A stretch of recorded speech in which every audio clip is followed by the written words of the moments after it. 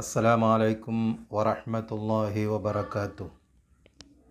മഹാനായ കഅബ് ബിൻ അഹ്ബാർ റളിയല്ലാഹു അൻഹു പറയുന്നു, സിദ്റത്തുൽ മുൻതഹയിൽ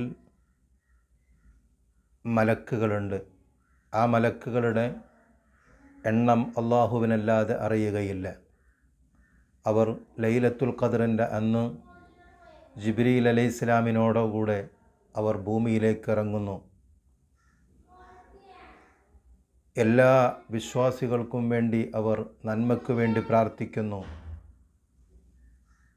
ജിബ്രീൽ അലൈഹിസ്സലാത്തു വസ്സലാം വിശ്വാസികളെ ലൈലത്തുൽ ഖദ്റിൻ്റെ ദിവസം മുസാഫഹത്ത് ചെയ്യുന്നു.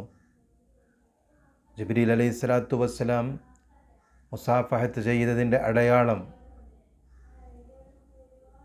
ആ മനുഷ്യൻ്റെ ശരീരത്തിൽ രോമാഞ്ചമുണ്ടാകുന്നു, അവൻ്റെ ഹൃദയം ലോകലമാകുന്നു, അവൻ്റെ കണ്ണിൽ നിന്ന് കണ്ണുനീര് ഒഴുകുന്നു. ഈ അടയാളമുണ്ടായാൽ അവനെ മഹാനായ ജിബ്രീൽ അലൈഹിസ്സലാത്തു വസ്സലാം ലൈലത്തുൽ ഖദ്റിൻ്റെ ദിവസം മുസാഫഹത്ത് ചെയ്തു എന്ന് നമുക്ക് മനസ്സിലാക്കാം എന്ന് മഹാന്മാരായ പണ്ഡിതന്മാർ പറയുന്നു.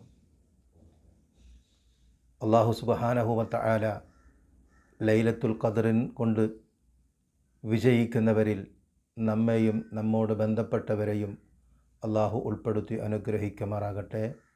ആമീൻ യാ റബ്ബൽ ആലമീൻ. അസ്സലാമു അലൈക്കും വറഹ്മത്തുള്ളാഹി വബറകാതുഹു.